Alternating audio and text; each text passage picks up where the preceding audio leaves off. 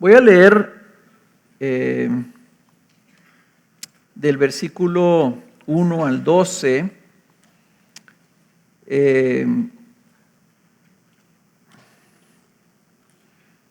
Aunque me voy a concentrar en el pasaje del 4 al 10 y luego vamos a volver al 1 y 2, al 1 al 3 y del 11 al 12 para cerrar.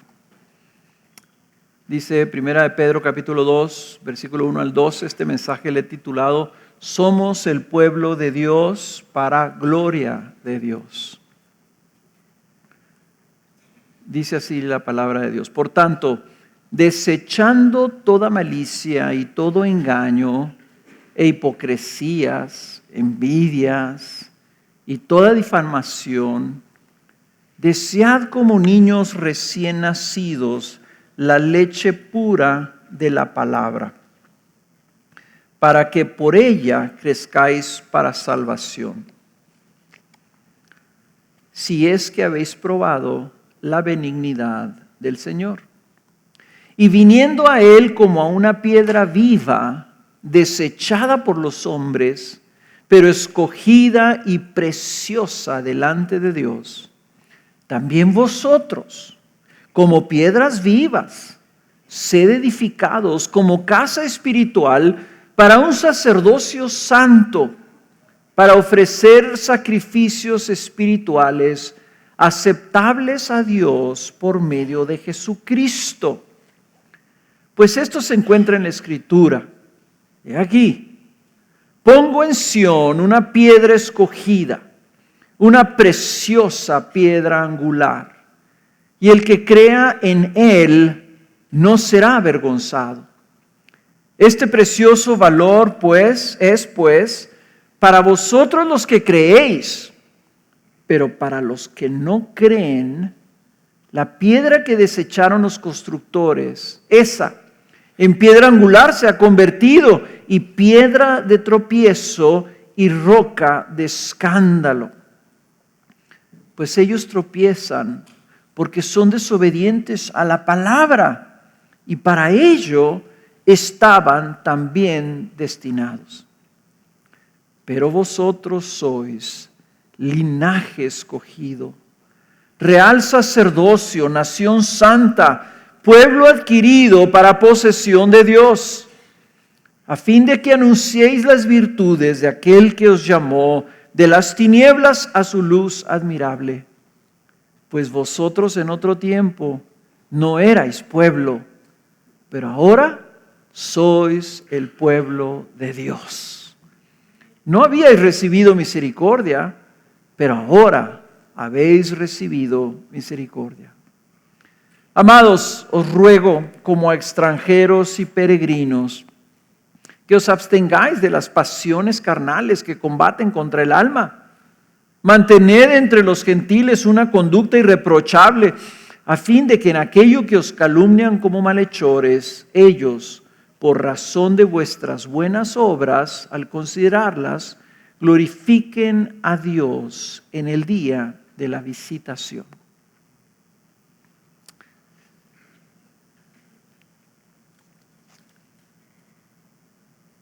El mundo piensa de la iglesia y también algunos cristianos como si fuera una institución humana, una asociación, una organización, una religión.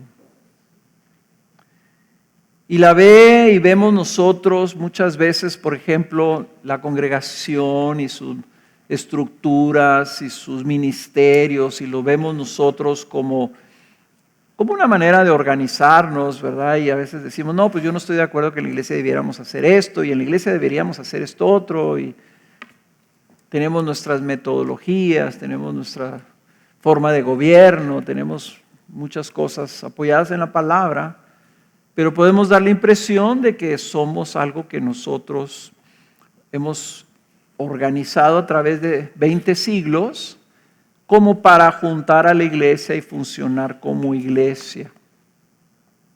Pero ese texto, a través del apóstol Pedro, es un texto bien rico en referencias al Antiguo Testamento.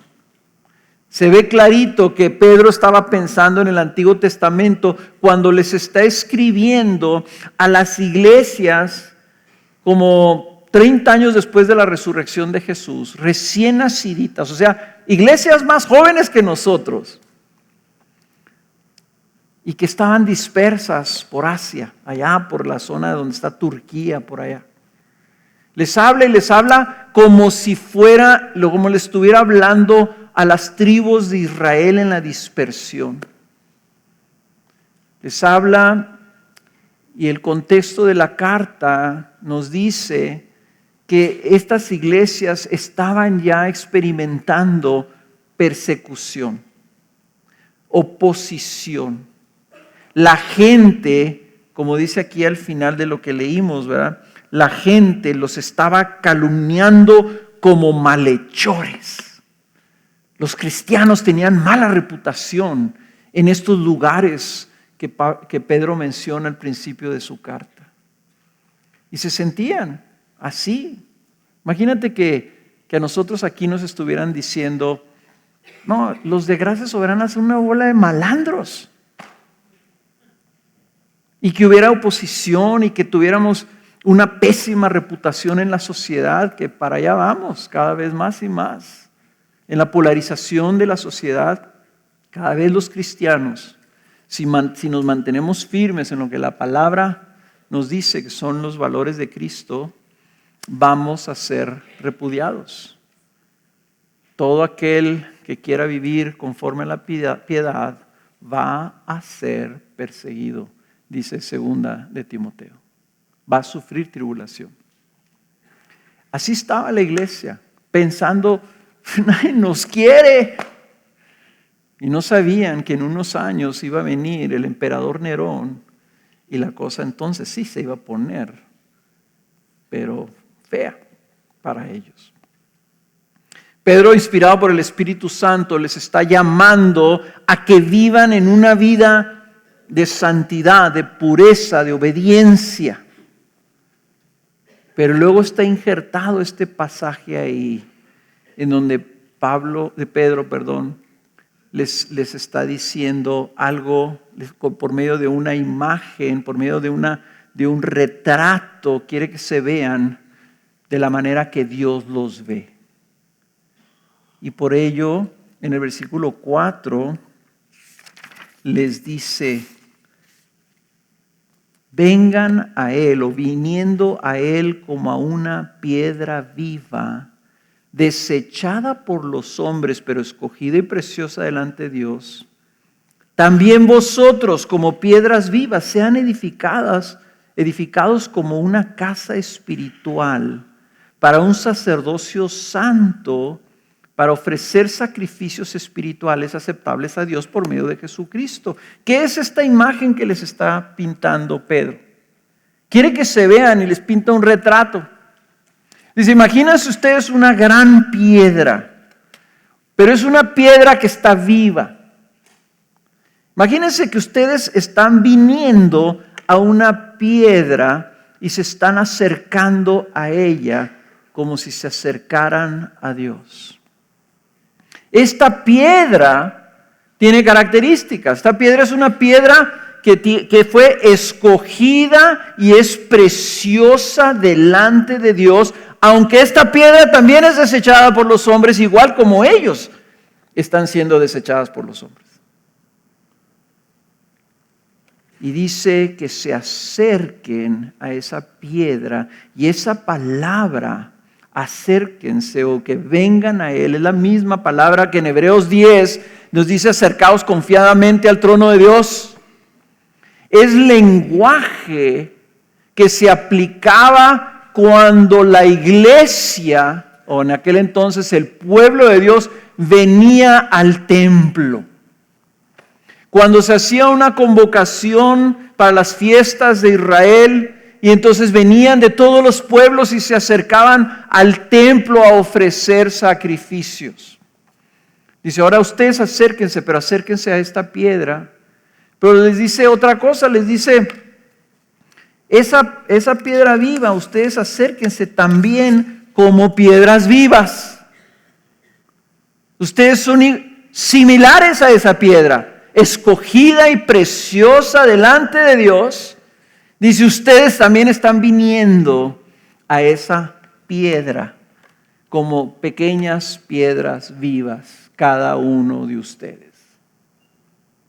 Y la imagen entonces empieza a crecer como una gran piedra sobre la cual están viniendo otras piedras vivas para ser, como dice aquí, edificadas por Cristo, edificadas por Dios como una casa espiritual. Una casa espiritual está hablando de la imagen del templo. Y estas piedras vivas son también escogidas, implícitamente son similares a la otra piedra y entonces son también preciosas delante de Dios. Y claro, Dios no va a mezclar piedras, no va a escoger una piedra escogida y preciosa y luego va a agarrar piedras de ahí del llano, ¿verdad? Que no sean escogidas, que no sean preciosas para Él, para edificar la casa. Sino la misma calidad de la piedra que es fundamental, la piedra sobre la que se van a sentar las otras piedras, es la misma calidad de vida de las otras piedras vivas. Y empieza a pintarse un retrato. Si anticipamos nosotros que en los siguientes versículos va a describir esa piedra como Cristo y las piedras vivas, la iglesia, porque ya les dijo que ellos se acerquen como piedras vivas, que ante los ojos de Dios entra este tema continuo del Nuevo Testamento de que Dios está trabajando en nosotros para conformarnos a la imagen de su Hijo Jesús. En el capítulo 1 les ha dicho, sean santos como yo soy santo, sean como yo soy. Las piedras vivas tienen la misma calidad que tiene el fundamento. Estamos siendo edificados en una casa espiritual, en un templo, dice, para ser un templo en donde el Señor va a habitar. Nos acercamos a esa piedra viva para ser edificados en una casa espiritual.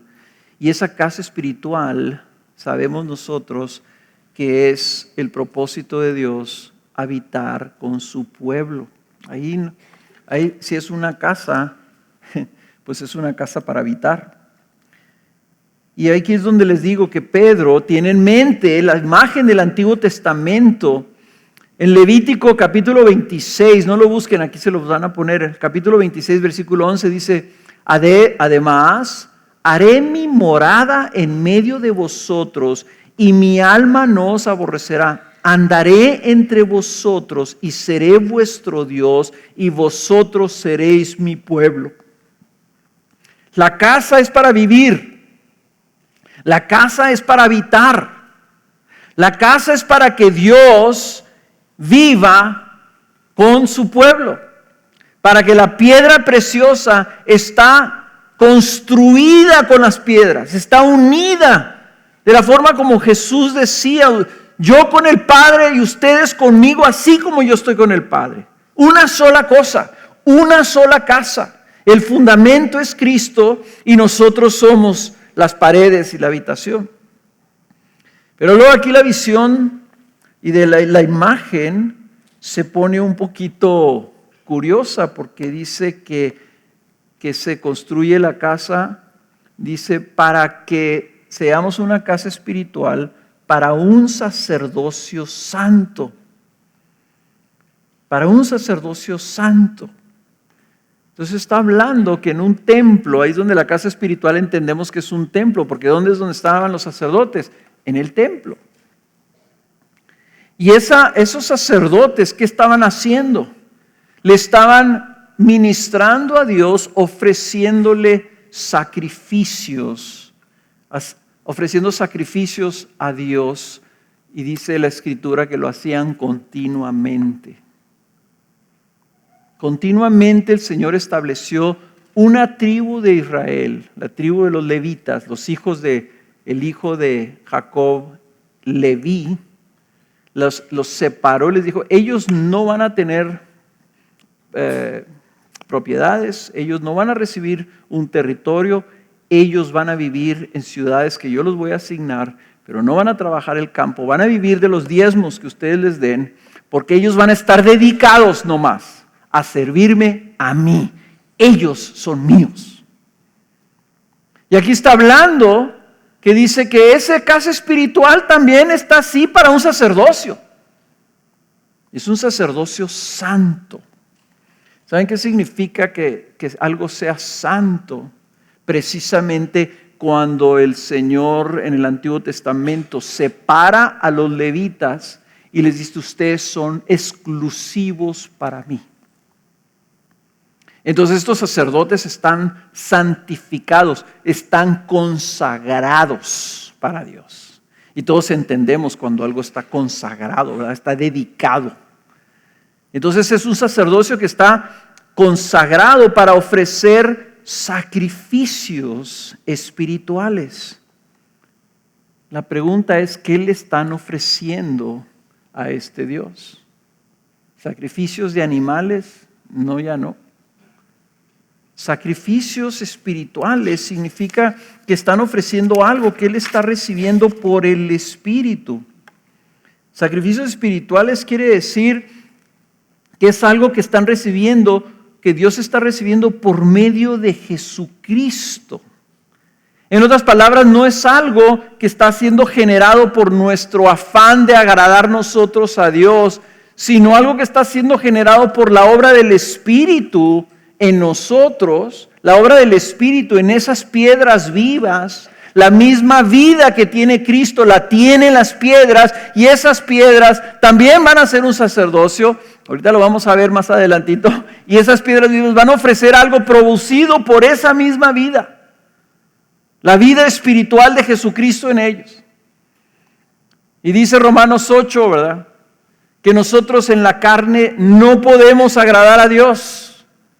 No estamos hablando de algo que nosotros hagamos sacrificialmente, sino estamos hablando más algo como Romanos 12, cuando el apóstol Pablo dice que conforme a sus misericordias, en base a esas misericordias, ¿qué dice? Dice que entreguemos nuestro cuerpo completito como un sacrificio vivo también. Y ese será nuestro culto racional. Eso es lo que nosotros le vamos a ofrecer al Señor. Nos vamos a ofrecer nosotros en totalidad. Entonces es curioso. El libro de Hebreos dice que Jesús era el templo. ¿Se acuerdan cuando Jesús también en los evangelios dijo: derriben este templo y en 3 días lo voy a reconstruir? Estaba hablando de su cuerpo, no del templo. Él era el templo. Dice el libro de Hebreos que Él también era el sumo sacerdote, que Él mismo entró al lugar santísimo a ofrecer un sacrificio, a ofrecer sangre. Pero también dice que Él también era el sacrificio que estaba ofreciendo. O sea, Él se ofreció a sí mismo, ofreció su propia sangre. O sea que Jesús era el templo, Jesús era el sacerdote y Jesús era el sacrificio. Y aquí está diciendo que las piedras vivas también, ellos están siendo edificados como templo.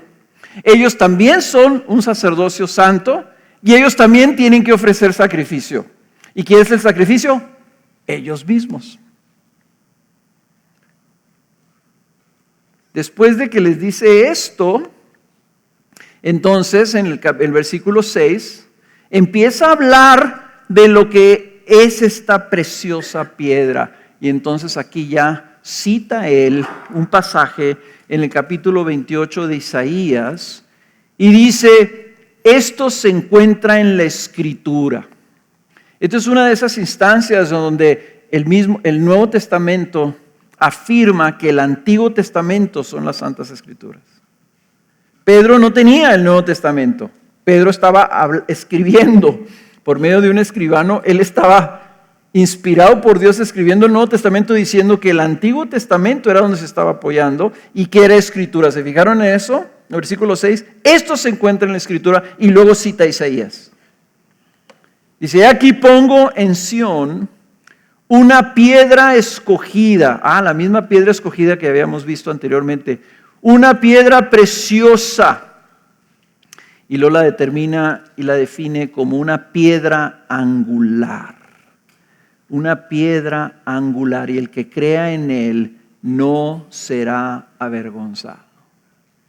Una piedra angular, en aquel entonces, la manera como se construía, lo primero que se ponía era la piedra de la esquina.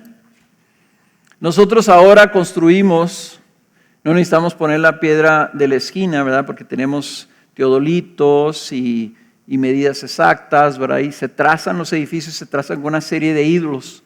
Pero todo el trazo que se traza para una construcción se basa en las esquinas. Si ustedes ven las construcciones, hacen como unas tablitas, unas maderas y luego le ponen un hilo con un clavito. Y ese clavito, de un clavito a otro clavito y luego de otro clavito a otro clavito. Y ahí es donde los maestros albañiles, ¿verdad?, ponen las esquinas. Y ese es el fundamento para la construcción de una casa. En aquel entonces, las piedras angulares eran piedras que pesaban varias toneladas. Eran piedras muy grandes, especialmente las del templo, que eran labradas y cuidadosamente cuadradas, ¿verdad? Porque esas iban a ser colocadas en la esquina. Y de ahí se desplantaba el edificio para un lado, para el otro y para arriba. Esa piedra es la que determinaba todas las cosas. Es una piedra escogida y preciosa delante de Dios, sobre la cual se desplanta todo. Y Pedro quiere que sepa, ¿verdad?, que esta piedra es una persona. Fíjense ustedes ahí donde dice una preciosa piedra angular, y lo dice, y el que crea, no dice ella, dice en él. Porque aquí ya está entendiendo Pedro, la piedra angular era Cristo, es Cristo. Esa piedra escogida y preciosa es sobre la que desplanta Dios todo su plan y todo su propósito. Esta profecía en Isaías hablaba de un día que el Señor iba a venir a hacer algo nuevo. Y lo que iba a hacer el Señor, iba a desplantar una piedra desde donde se iba a desplantar todo su nuevo pacto, todo su plan redentor. El propósito eterno de Dios iba a estar fundamentado en esta piedra. La piedra angular es la que determina todo, y todo el plan y perfecto plan redentor de Dios está fundamentado en Cristo Jesús. La seguridad de la iglesia que quería Pedro que tuvieran, la firmeza y la seguridad, él quería afirmarles: ustedes están desplantados en Cristo Jesús. Y no importa el imperio romano. No importa que los tengan de mala reputación. No importa si tienen o no tienen persecución. Ustedes están desplantados en una roca inconmovible que Dios mismo puso y que es Cristo Jesús.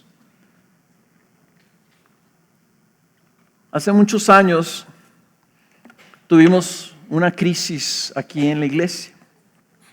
Una crisis que sacudió la iglesia literalmente. Y muchas personas se retiraron. Nos dieron las gracias y se retiraron. Y durante 3 meses el equipo pastoral orábamos y decíamos: Señor, pues, ¿qué hacemos, Señor? ¿Y qué hacemos? ¿Y qué hicimos mal? ¿O qué onda, Señor? ¿Y qué está pasando? Hasta una vez, un domingo en enero, no sé si era un domingo entre semana, creo más bien era, estaba yo orando y estaba diciendo: Señor, pues perdóname por todo lo que he hecho mal. Y yo sentí en mi corazón como que el Señor me preguntaba: bueno, ¿y qué fue lo que hiciste? Yo estaba así como esas oraciones que así en lo general: Señor, pues todo lo que yo haya hecho, todo así. Bueno, y me dijo: Señor, pero pues ¿qué hiciste? Y me acuerdo que yo estaba orando y sentí eso y le dije: tú sabes, Señor, que lo único que he intentado hacer es predicar tu palabra fielmente. Y literalmente yo sentí que el Señor me contestó.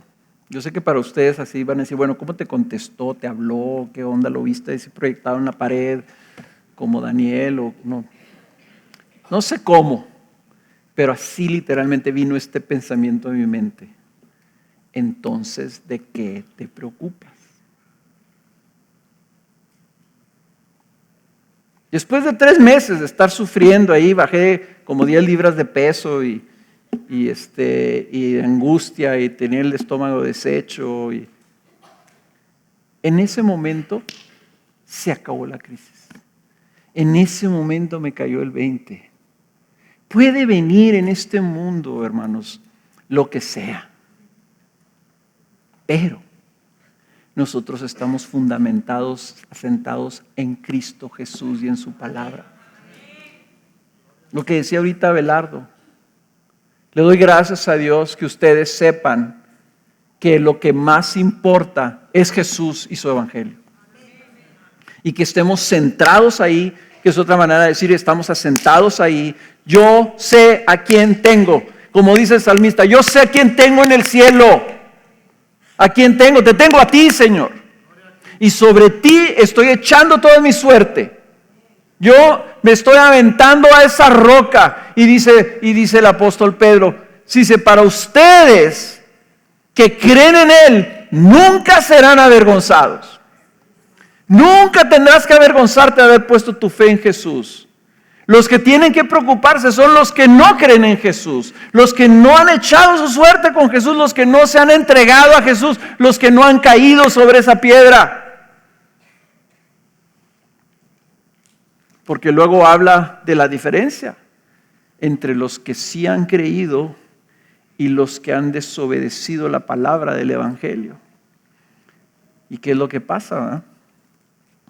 Dice, este precioso valor es pues para vosotros los que creéis, pero para los que no creen, esa misma piedra que desecharon los constructores, esa en piedra angular se ha convertido y piedra de tropiezo y roca de escándalo. Dice, porque ellos tropiezan por ser desobedientes a la palabra y para ello estaban también destinados. Y eso es una cosa hermosa, porque aquí fíjense el lenguaje, qué curioso, dice, y este precioso valor. Y está medio rara la manera como lo escribió aquí Pedro. Está hablando de la piedra y luego habla de un valor, como de un honor, de algo que tiene así, pues sí, un valor. Yo le puse el valor valiosísimo de Cristo, como que es una de esas maneras, esa es una oportunidad de decir esas cosas que no debes de decir. No sé cómo se llama eso que dices, valor valioso. Un pleonasmo, pero esos pleonasmos que necesitas decir, ¿verdad? Dice ese valor, ese valiosísimo de Cristo, dice, fíjense cómo lo dice, para ustedes. Cristo es para nosotros. Lo precioso de Cristo delante de Dios es para nosotros. Porque aquí está diciendo, ustedes son para Él. Ustedes van a ser un sacerdocio para Él, pero Él es para ustedes. Y dice, entonces ustedes nunca van a ser avergonzados si lo tienen a Él. Para Pablo, por ejemplo, que estaba en la cárcel y dice encadenado cuando estaba defendiendo su causa, su testimonio delante de reyes y de gobernadores. Dice, las cadenas no las deseo para ustedes. Y Pablo dice, no se avergonzaba de sus cadenas porque esas cadenas estaban en sus pies y en sus manos por causa de Cristo Jesús. Para Él eran coronas. A veces nosotros nos avergonzamos del Señor, pero Él no se avergüenza de nosotros, de llamarnos sus hijos. Y si tu vida está desplantada en Cristo Jesús, tú nunca vas a ser avergonzado en el momento que importa, que es cuando tú te presentes delante de Dios a dar cuenta sobre tu vida. Pero a los que lo desechan, y si hay algunos aquí que desechen a este Cristo, dice Cristo, la piedra angular también se convierte en una piedra que despedaza. Este texto está repetido varias veces en la Escritura. Aquí dice es una piedra de tropiezo, donde caen y se tropiezan. Es una roca de escándalo, que va a provocar escándalo para algunos. Pero también va a estar definiendo quién recibe la aprobación de Dios y quién recibe el juicio y destrucción de parte de Dios. Dice, y el que lo rechace, para eso estaba destinado. Cristo es esta roca que divide en dos tipos de personas nomás: los que se desplantan sobre Él y los que lo rechazan y tropiezan sobre Él. Dice, si esa piedra cae encima de alguien, lo va a despedazar, lo va a hacer pedazos. Yo te quiero animar y exhortar: si tú no estás desplantando tu vida, entregando tu vida, apoyando tu vida sobre Jesús, yo te quiero exhortar y animar y alentar y suplicar, por favor, no rechaces a Cristo Jesús. No rechaces a Cristo Jesús. Recibe su palabra y sé de aquellos que la creen y la reciben, porque tú no serás avergonzado y ahí tu vida tendrá esa seguridad.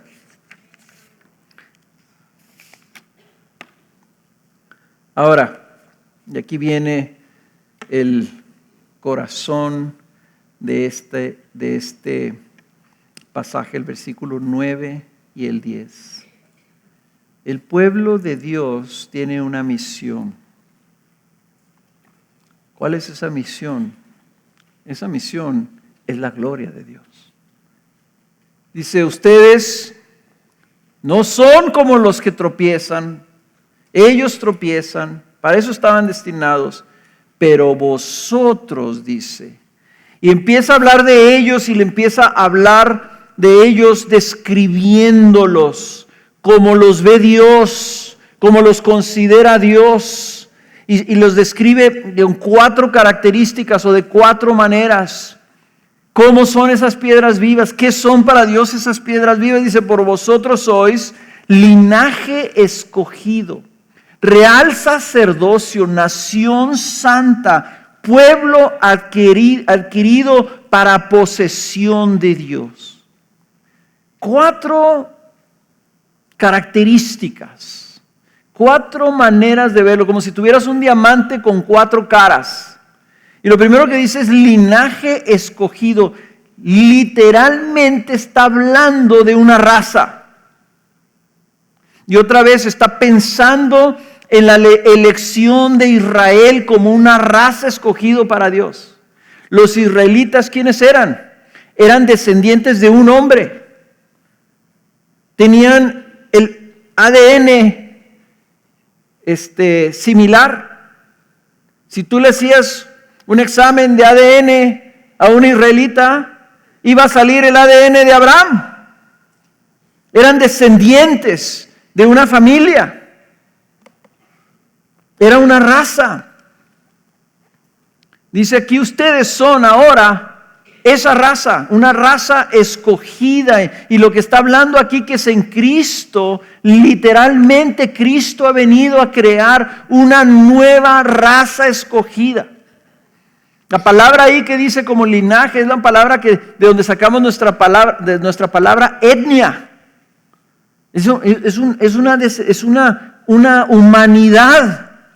La creación con la Escritura lo habla de un nuevo hombre, de una nueva humanidad, como lo dice John Stott en su comentario sobre el libro de Efesios.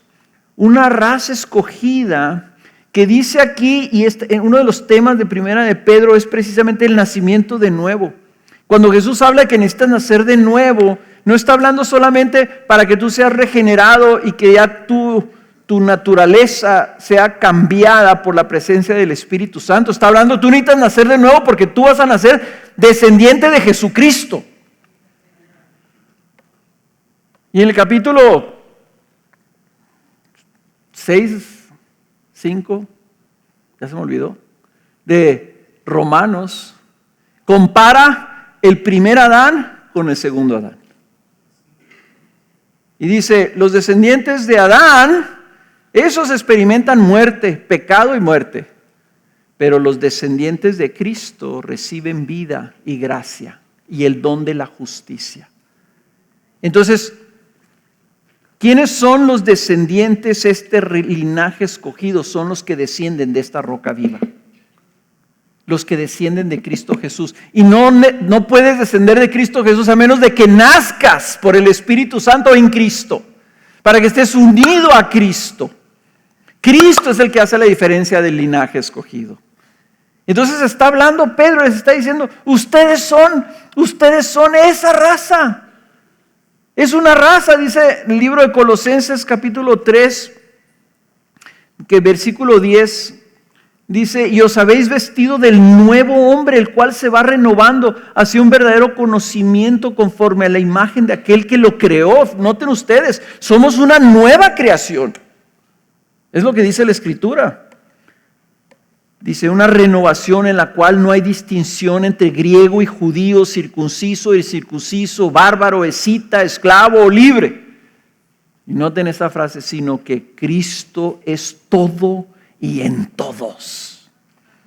Cuando nacemos de nuevo en unión con Cristo Jesús y se nos da el Espíritu Santo, se forma y se crea una nueva cosa. Una nueva humanidad. La raza escogida de Dios.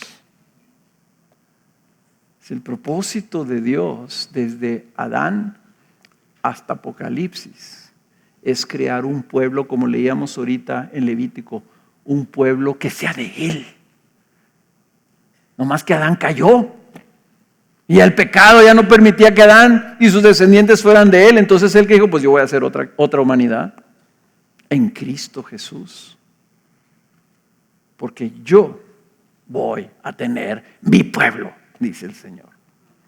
Y ustedes lean la Biblia de corrido, desde Éxodo, Levítico, Deuteronomio, los profetas, el Nuevo Testamento. Hablan, yo seré su Dios y ellos serán mi pueblo. Ese es el tema, uno de los temas principales de la Biblia. Aquí está diciendo el Señor, ustedes son mi pueblo. Ustedes son mi propósito eterno que yo quiero tener mi gente, que sean míos. ¿Para qué nos hizo Dios? Para que fuéramos de Él.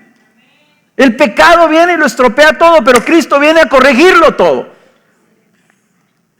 ¿Y con quiénes va a vivir Él por toda la eternidad? ¿Quiénes son los que van a vivir en esa casa espiritual junto con Dios? Su pueblo, su gente, sus hombres y mujeres, su humanidad nueva. Dice, ustedes son ese linaje escogido, ustedes son un real sacerdocio. Ahorita esa casa espiritual que estaba siendo construida para que fuera un sacerdocio santo, es realmente lo que está haciendo al decir sacerdocio santo. Está uniendo las dos descripciones que vienen en el capítulo 19 de Éxodo. Dice, ahora pues, le dice a su pueblo, si en verdad escucháis mi voz y guardáis mi pacto, fíjense qué palabras describe el Señor a su pueblo. Seréis mi especial tesoro entre todos los pueblos, porque mía es toda la tierra, y vosotros seréis para mí un reino de sacerdotes y una nación santa. Aquí está diciendo el Señor lo que somos y nos está diciendo también para qué somos. Un reino de sacerdotes, dice. Y de todos los pueblos yo los escogí a ustedes para que ustedes sean para mí. Dice que sean un especial tesoro. ¿Qué es la iglesia, hermano? ¿Qué somos nosotros? Somos el tesoro de Dios. Hechos por Dios, hechos de nuevo por Dios, para que nosotros funcionemos como sacerdotes para nuestro Rey. Que le estemos ministrando a nuestro Señor, que le estemos ministrando a nuestro Rey. Que estemos cuando nos reunimos, hermanos, no venimos a un servicio. Venimos a hacer para lo que fuimos creados. Venimos como un reino de sacerdotes y todos y cada uno de nosotros llamados a ministrar a nuestro Dios, nuestra adoración, nuestra alabanza, nuestro honor, a levantarlo, a agradarlo, a hacerlo feliz. ¿Cómo te servimos, Señor? ¿Cómo te agradamos? ¿Cómo podemos darte algo? Un reino de sacerdotes. Todos los que están en su reino, todos los que están en su pueblo, están llamados a ministrarle a Él. No es así como que los pastores son como una categoría especial. No, no, no. Todos, tú y yo, si estás en Cristo Jesús, estás llamado a ministrarle a Dios. A venir ante Él, a acercarte. ¿Sabes qué distinguía a los sacerdotes? Eran los únicos que se podían acercar a Dios. Eso es lo que hace un sacerdote. Tienes acceso directo a hablar con Él y hablas a tu Rey y hablas a tu Padre. Y le hablas y le bendices y le dices cosas, porque te puedes acercar. En Cristo Jesús te puedes acercar. Ese es nuestro privilegio. Eso es lo que somos. No somos una organización y venimos aquí a ser mejores personas. No, fuimos creados de nuevo para Él. ¿No más? Somos para Él. Y Él es para nosotros. Dice una nación santa. Ahorita hablaba del linaje escogido, una raza. Ahora está diciendo hay una nación. Y hay una nación con un rey. Esa nación escogida es un pueblo santo, un pueblo apartado, consagrado para que sea de su Dios. Miren cómo lo pone Deuteronomio. Me encanta que todo este lenguaje viene del Antiguo Testamento. Dice Deuteronomio 14:2. No lo busquen, nomás anótenlo si quieren y léanlo lo que aquí en la pantalla. Dice, porque eres pueblo santo para el Señor tu Dios. Y el Señor te ha escogido para que le seas un pueblo de su exclusiva posesión de entre los pueblos que están sobre la faz de la tierra. Si fijaron ustedes, pueblo santo, en la siguiente palabrita que es una preposición, ¿cuál es? Para. Pueblo santo significa que estás consagrado para el Señor y fuiste escogido de entre todos los pueblos, de entre toda la gente, de entre todos los mexicanos, te lo voy a poner así. Te escogió a ti. Y a ti, y a ti, y a ti, y a ti, y a ti, y a ti, y a ti. Dijo, yo voy a formar mi pueblo con estas personas. Y tú dices, Señor, ¿y por qué estás escogiendo este tipo de gente? Yo hubiera escogido otro, Señor. Un que otro atleta por ahí, ¿verdad? Dice Pablo, no hay entre ustedes muchos admirables. Lo débil, lo flaco, lo desechado por los hombres escogió Dios para avergonzar a lo fuerte. Él escogió lo que Él quiso escoger para que le dé gloria a Él. Y no importa si tú eres admirado en este mundo, si eres reconocido en este mundo, si en este mundo tienes éxito. Lo único que importa es si para lo que te hizo Dios, para Él, si tú estás viviendo efectivamente para Él. Tú eres parte de esa nación. Él formó ese pueblo por su elección y por su gracia. Y nos dice aquí también en el capítulo 1 que Él lo adquirió, lo compró. Y dice, ¿con qué lo compró? No con plata, no con oro, no con piedras preciosas, sino con sangre. La sangre de Jesús. Adquirió a su pueblo para que sea, como dice la última característica, posesión suya. Es una cosa que aparece en la Biblia aquí, que no aparece muy seguido.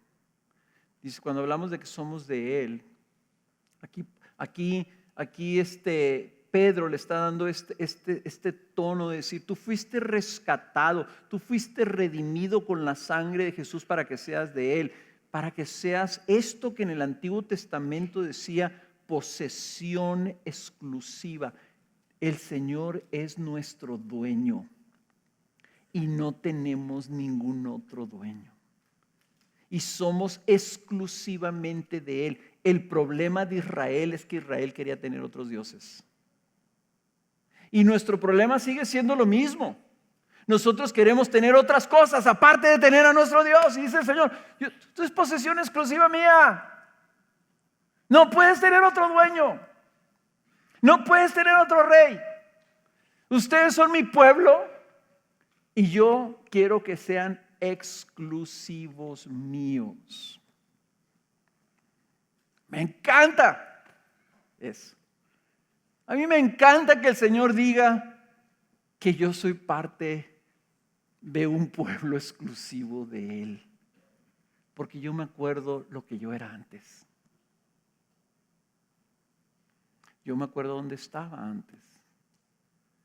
Yo me acuerdo que yo no era nadie. Y para que el creador del universo ahora digo, tú eres mío y eres exclusivo mío. Y no quiero que seas de nadie más que mío. O sea, se siente bien bonito saber eso. Si tú no eres de Cristo, ¿de quién eres? Yo sé que a lo mejor algunos chavos por ahí una vez creo que me dijeron, pues es que yo soy de mi mamá. Pues tu mamá será muy tu mamá, pero no se compara con ser del creador del universo, del Dios eterno, del poderoso, del infinito, del que me ha dicho que yo no solamente soy de Él exclusivo, sino que soy su hijo y que voy a ser heredero de Él. Ese es a quien yo le pertenezco. ¿A quién le perteneces tú? Y ahora vemos la conclusión a la que llega Pedro. El llamado de este pueblo santo de Dios. Aquí está en el versículo 9. A fin de que anunciéis las virtudes de aquel que os llamó de las tinieblas a su luz admirable. Somos linaje escogido, real sacerdocio, nación santa, pueblo adquirido para posesión de Dios, a fin de que anunciéis las excelencias de aquel que os llamó de las tinieblas a su luz admirable. Mi Biblia pone la palabra aquel con minúscula y está mal, porque es el aquel, el único aquel, el aquel que me llamó de las tinieblas a su luz admirable. Estamos llamados a un llamado glorioso. Y lo que está diciendo aquí Pedro es que el pueblo de Dios es para su alabanza, es para su gloria. Isaías 43:21 dice, el pueblo que yo he formado para mí proclamará mi alabanza. Hermanos, la iglesia existe para anunciar la gloriosa persona de nuestro Señor Jesucristo y su evangelio. Cristo dio a luz su pueblo para que ese pueblo apunte de una manera permanente hacia Él. Él es el objetivo de la iglesia. ¿Ok? El objetivo es cuando tú agarras un rifle y tiene un telescopio y tiene una crucecita, ¿verdad? Y dice, apúntale al objetivo y le apuntas y lo que está en medio de la crucecita, ese es el objetivo. ¿Cuál es el objetivo de la iglesia? Su gloria. Es Él. Es exaltarlo. Es proclamar las excelencias del que nos llamó. ¿Y quien nos llamó? Fue Cristo Jesús. Él nos llamó. El Padre es el que nos traslada al reino de su Hijo amado. Y entonces aquí Pedro no lo deja así a la especulación. ¿Cuáles excelencias? Vamos, ¿cuáles virtudes? Esa palabra virtudes se puede traducir también mejor. En algunas Biblias traducen las excelencias de aquel que nos llamó. Las perfecciones. Las cosas hermosísimas y gloriosas de aquel que nos llamó de las tinieblas a su luz admirable. Y dice el versículo 10 como para recordarles, pues Él, fíjense lo que hizo. Vosotros, ustedes en otro tiempo no eran pueblo, pero ahora son el pueblo de Dios. Ahí te está dando las razones. Fuimos llamados de las tinieblas a la luz cuando que no éramos su pueblo. No teníamos ningún mérito. Fue todo por gracia. Y recibimos esas, estábamos en tinieblas. No éramos nada, estábamos perdidos, estábamos muertos, dice la Escritura. Y de ahí, de esas tinieblas, literalmente, y eso por eso se llama la iglesia gracia soberana, porque eso es que Dios ve a alguien en tinieblas, ve a alguien en esa oscuridad, ve a alguien que no es nada. Si es algo, Romanos también dice, esos que están ahí en la oscuridad son enemigos de Dios. Y Dios entra a esas tinieblas, toma a esa persona que no es nada, la hace su pueblo y lo traslada y lo coloca en el reino de su Hijo amado, donde está la luz y la vida eterna. Eso es gracia. ¿Por qué? Porque ese que era nada y no merecía nada. ¿Y por qué es soberana? Porque Él lo hizo, porque Él quiso hacerlo, no más. Es la única motivación. Si tú eres como yo, cuando el Señor me salvó hace 41 años, yo me preguntaba, ¿y por qué yo, Señor? Pensaba, mi mamá, pues no creo que mi mamá hubiera orado por mí, ¿verdad? Mi papá, pues tampoco, yo no creo. Mi abuela, no, mi abuela era atea. Entonces yo pensaba, tiene que haber alguna razón. Y yo no entendía la gracia soberana de Dios. Él me salvó porque Él quiso según el beneplácito de su santa voluntad, dice Efesios capítulo 1. ¿Por qué te salvó? Ninguno de nosotros nos podemos imaginar por qué. Tal vez nunca lo sepas, porque está escondido en su soberana voluntad. Te escogió porque quiso, punto. Y lo hizo por gracia, ningún mérito pusiste tú. No tenías nada que lo provocara a Él a decir, mira, pobrecito, hombre, pues me lo está pidiendo con todo su corazón. No, pues lo voy a salvar. No, pues yo necesito un cantante para el equipo de alabanza de Gracia Soberana. Voy a salvar a este tipo. Te aseguro que no fue así. De no ser nada, ahora tenemos a Dios como Padre habitando con nosotros y en nosotros. Dice, no solamente no éramos nada, dice, sino que no habíamos recibido misericordia y ahora recibimos misericordia. Y está citando una cita del profeta Oseas que luego también el apóstol Pablo repite en Romanos capítulo 9, donde dice, y yo voy a tener compasión de la que no recibió compasión. Y le diré al pueblo que no era mi pueblo, tú eres mi pueblo, y él dirá, tú eres mi Dios. Cuando se traduce en el Nuevo Testamento, Romanos 9 en mi Biblia, dice, a los que no eran mi pueblo llamaré pueblo mío, y a la que no era amada, amada mía. Está diciendo, vean qué son las excelencias que ustedes tienen que proclamar. Las excelencias de un Dios que todo lo puede hacer y en su amor ama a los que no son amables. En su amor muestra compasión y misericordia de los que merecen juicio. Ese es nuestro Dios, ese es el Evangelio. ¿Por qué la iglesia tiene el propósito de predicar continuamente el Evangelio? Porque para eso fuimos salvados. Esa es nuestra misión. Proclamarlo continuamente con todo nuestro ser. Y les está diciendo también aquí cómo lo van a hacer. Porque si se fijaron ustedes cuando leímos la primera parte del 1 al 3, les está diciendo cómo han de comportarse entre ellos. Y viene diciéndoselos desde el capítulo 1. Esto de ser santos. ¿Cómo vas a ser santos? Pues para empezar, tienes que caminar en pureza. Tienes que desechar la malicia, el engaño, las hipocresías, las envidias y la difamación entre ustedes. Y se la resume de una manera muy sencilla. Ustedes lo que tienen que hacer, ustedes como creyentes, como nación, ¿saben qué tienen que hacer? Deseen la palabra de Dios, guarden la palabra de Dios. ¿Lo vieron ahí? Dice, como niños recién nacidos, la leche pura de la palabra, desean la leche pura de la palabra para que por ella crezcan para salvación. Y esa palabra crezca tiene que ver con la edificación. ¿Cómo va a ser edificada la iglesia?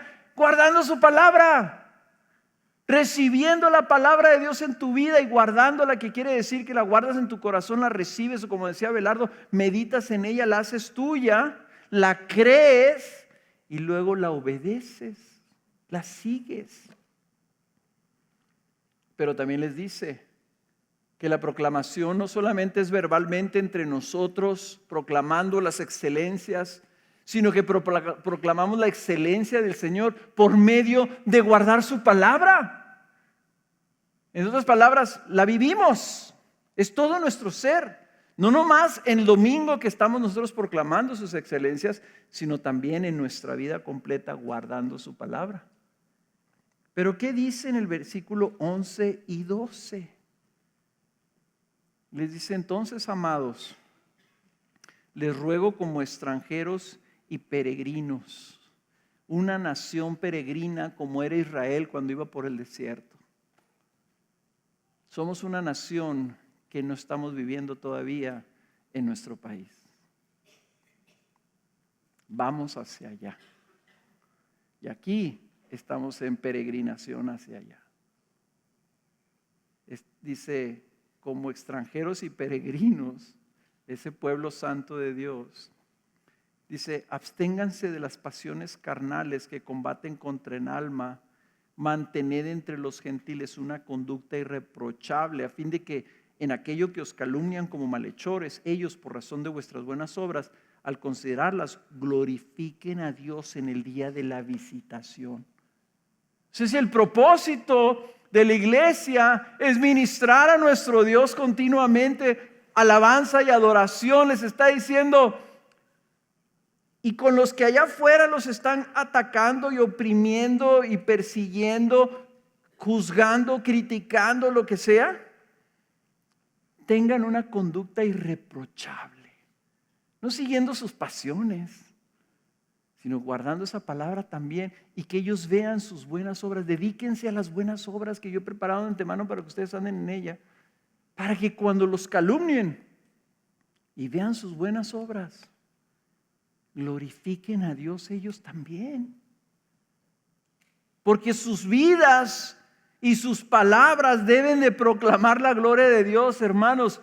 No puede haber una incongruencia entre la manera en que estamos viviendo y lo que estamos proclamando. Si somos del Dios eterno y somos para ellos, somos completamente mente, cuerpo, alma, casa, familia, trabajo, dinero, todo lo que somos es para su gloria. Y la manera en que vivimos en este mundo debe de proclamar las excelencias del Señor que servimos. ¿Por qué eres así? Deben de preguntarnos. ¿Por qué no haces esto? ¿Por qué no participas en esto? ¿Por qué no te ríes de mis chistes? ¿Por qué no publicas estas cosas en el internet? Porque yo sirvo aquel que cuando yo no era nada y vivía en tinieblas, tuvo misericordia de mí. Y con su propia sangre me compró para que ahora sea de Él. Y soy su pueblo. Y vivo para su gloria. Por eso, hermanos, el testimonio contundente de la iglesia viviendo así tiene un impacto en la sociedad, que dice el libro de Hechos, dice, y tenían favor con todo el pueblo, porque los veían cómo vivían. Entonces nosotros tenemos un propósito. La santidad. El llamado a la santidad, hermanos, no es un llamado a vivir una vida moral. No es para que seas una persona nice. No es para que seas un buen cristiano. El llamado a la santidad, hermanos, es el llamado a un sacerdocio santo. Es el llamado de que tu vida, así como el sacerdote se purificaba, se lavaba, se vestía con ropas especiales, así nosotros vivamos toda nuestra vida como sacerdotes de Dios, guardándonos y viviendo en pureza y en consagración para Dios y en buenas obras, porque nuestro llamado está enfocado en ese objetivo de darle gloria a Él. Yo creo que estas iglesias les ayudó esto a enfocarse. Y yo creo que nosotros también es un buen recordatorio de enfocarnos en lo que realmente somos y cómo nos ve Él y qué hizo con nosotros y para qué nos hizo su pueblo santo. Amén.